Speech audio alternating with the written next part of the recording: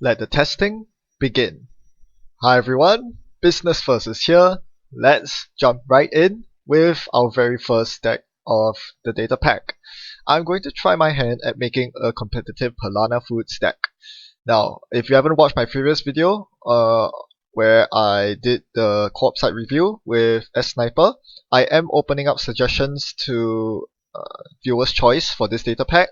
Simply leave in the comment section what combos or decks that you want me to try, and if they're interesting enough, I'll get down to it. So this is basically Jinteki RP Glacier played in PALANA Foods. The big advantage is that with economy embedded in your ID, you no longer need to run Sundew, which means that you can convert your economy into burst economy. This is very important. With the rise of imps and wizards everywhere, you want to play burst economy instead. So I'm playing up against Kate today, and I keep this opening hand because he has a Nisei Mark II and some economy in the form of launch campaign. Now, I said I wasn't playing any asset money, but launch campaign is pretty much like an operation economy. It's good because it does pay out pretty quickly, unlike Sundew and mental health clinics and pets, and more importantly, it only takes up your scoring server for about 3 turns at most, and it pays itself off after the first tick. So you're never too upset if the runner trashes it, and if they don't, you're gonna get some sweet money, and you can always overwrite it when you find a scoring window. So he does index me, which is a big pain, and he sees a future perfect in the top 5 cards. I first bid a 1 to delay him by 1 click, then I bid a 0 so to allow him to steal it. I know that I do not want to keep preventing him from stealing it, even though I have drip economy coming my way, because if the future perfect lands up in my hand, he's going to hit my hand so hard and see my Nisei. This is not something that I want.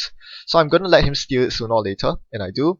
I was hoping he would leave me some ice, but of course, being the smart runner he is, he doesn't, so I'm in a bit of trouble here. I have to hope that he doesn't run my hand. He knows there's nothing on R&D, but there might be something in hand. There is.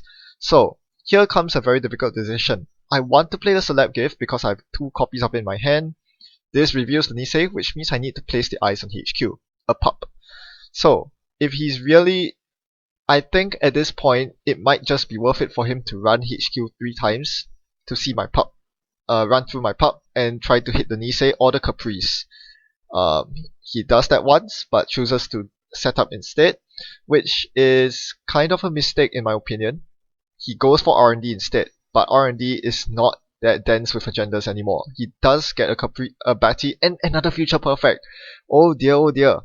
That is very bad news. The future perfect lands in my hand, so I know that I need to offload an agenda into my remote, so there goes my Nisei Mark II with the Caprice. This is why he needed to hit my hand. If he didn't, I would be able to make this line of play, and I have a lot of credits to defend my remote. Of course, all that's on my remote is a wraparound. Just a lowly wraparound, but he can't possibly know that. And with no SMC or Mimic, he'll be very hard pressed to face check my remote. So I'm gonna get the Nisei out for free, and this is actually a big blessing considering that I had a pretty awful start. Also note that I have a lot of money. Playing only 2 money cards, I'm able to rake up so much money because of PALANA's ability.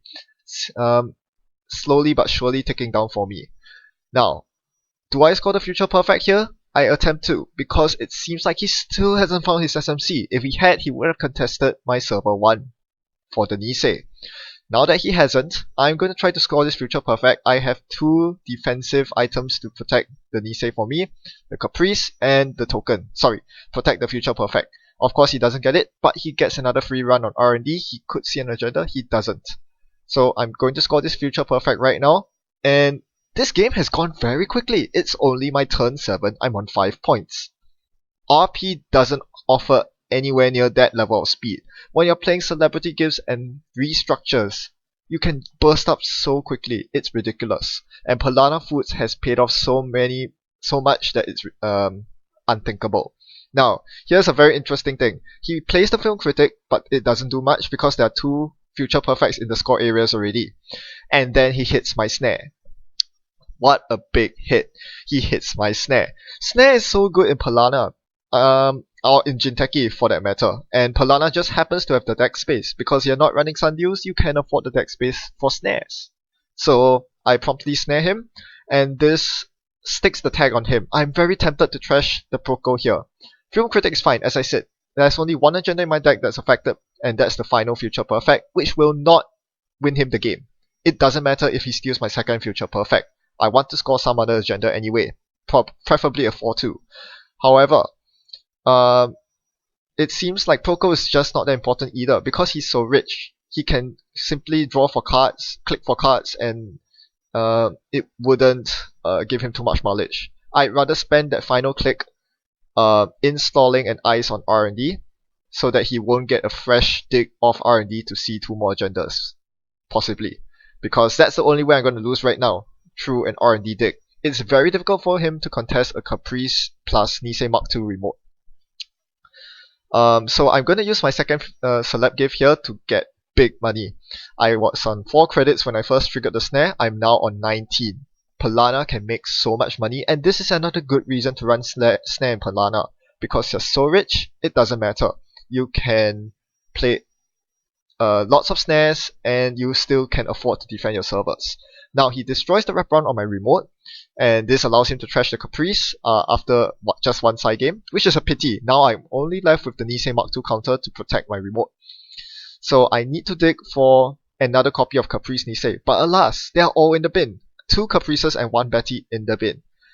So that's not a good thing. I would like to see a Jackson Howard right about now. Nope. Alright. You will notice that there is one piece of ice that's been stuck in my hand the entire game. The Ashigaru. In my opening hand, it's still with me now. I could have put it on R&D on my first turn to save me from all the hassle of the indexing.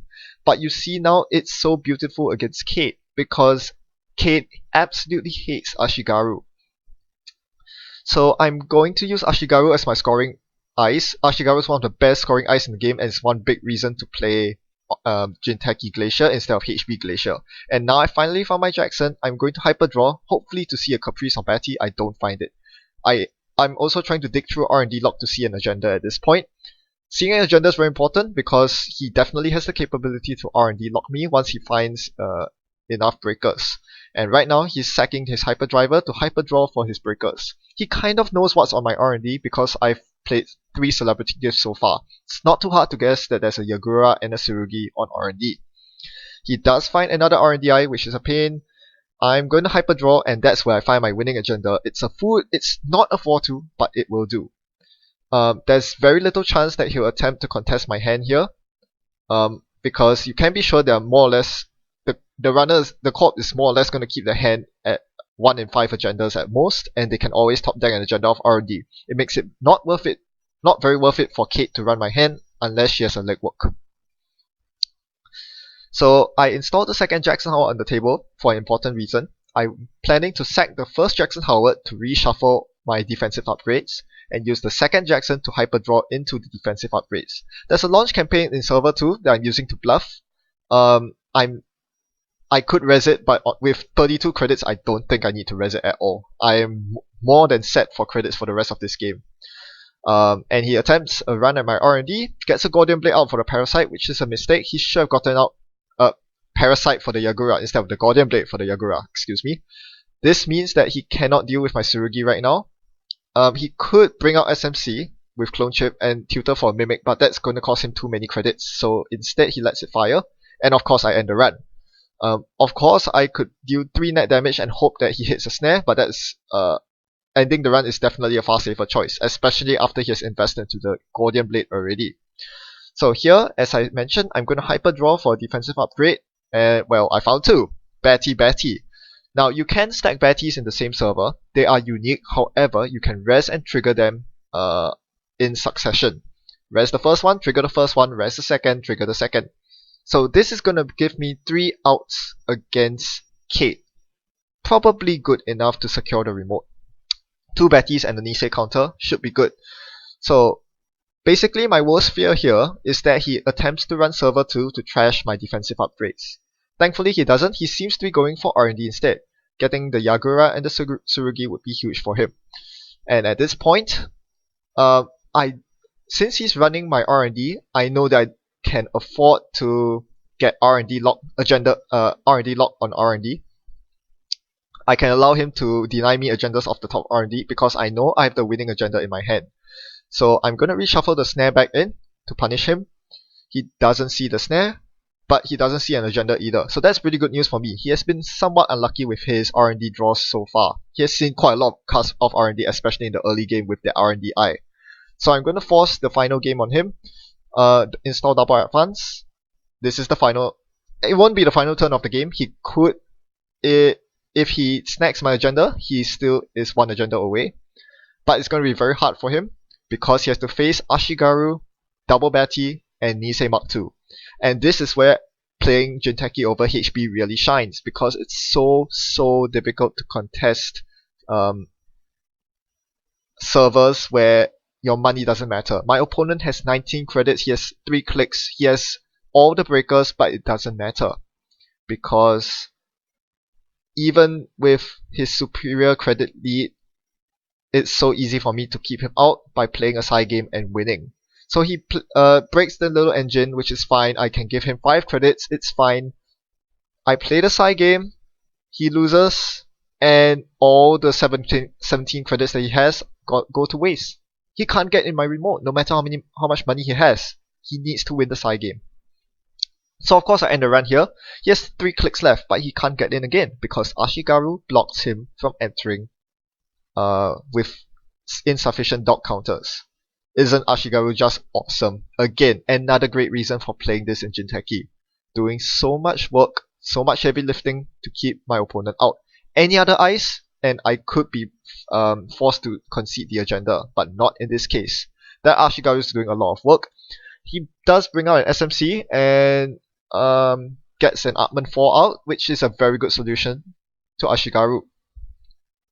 However, it seems like he hasn't really accounted for the number of credits it requires him to get through Ashigaru still. That's 5 credits each run.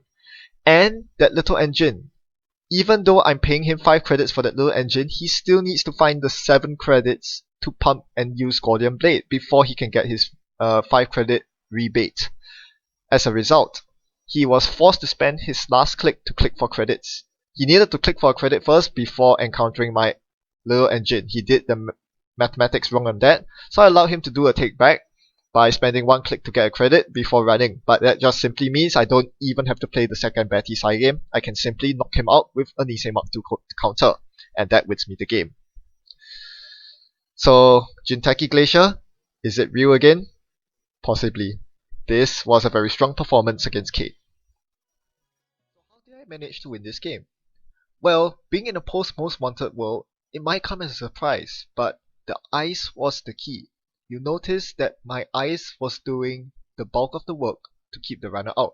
Sure, the Caprice and Betty's high games were instrumental in forcing the runner out, but ultimately, without the Ashigaru on the remote, for example, the opponent could easily have just run my remote server 4 times to fetch the agenda. So what you really want are multi-sub ice, because these are what really tax the runner out, whether in terms of David counters, dog counters, Faust cards, and if all else fails, as the case was this game, taxing their money. Because runners make so much money nowadays that is not the most reliable solution. However, taxing these disposable breakers is now the norm. Something that you should try to do, and something that Jinteki absolutely excels at, just like HB. So, what other ice helped me this game? There was the Yagura and the Pup. Don't underestimate these ice. They are very good early game ice, and more importantly, they are just such a pain to run through that they deter runner aggression, which is pretty good. And they also serve as parasite magnets to distracting the parasites from your more juicy ice like Tsurugi. Speaking of Tsurugi, that did a lot of work, defending R&D from the runner accessing 3 cards. I mean, sure, he could have gotten in with enough willpower, but otherwise, Tsurugi is just so annoying when it's first rezzed. He would much rather toss a parasite on it, wait a couple of turns, and then run again. I did not give him the chance to do that. And this is really the secret. Remote ice are best when they are unrezzed, because then they are not parasite magnets. The moment you res ice, such as Tsurugi on R&D, they immediately become a target for parasites and forks, and that's when you begin losing traction. Um, Little Engine deserves a special shout out. It sounds absolutely insane, splashing this seemingly mediocre piece of ice, paying influence for it. Well, it did so much work this game. I know it doesn't tax most breakers. Sai breaks it for free. Artman 7 breaks it for -3 credits. It's horrible. But if you think about it, that's not the main point. The main point is it requires a high upfront cost, be it 2 David counters, or in this case, 7 credits for Gordian Blade. And that is the stopping factor that makes it such a good remote ice. Make no mistake, this is by no means central ice, unless your opponent is playing double forks, in which case it's pretty good central ice. But otherwise, this is a very good surprise on the remote, assuming you don't give it away with Celebrity Gift, that forces your opponent to bring something big, and if they don't, their temporary solution can only get through the server once at most, which allows you to stop them with Caprice, Betty, or Nisei Mark II. So I think the engine is justified in this deck, and most importantly, you don't care about how much money the runner has, because so what? They can't win. They can't access your remote, even if they have a bazillion credits. Caprice just stops you cold. Thanks for watching. Happy net running. Goodbye.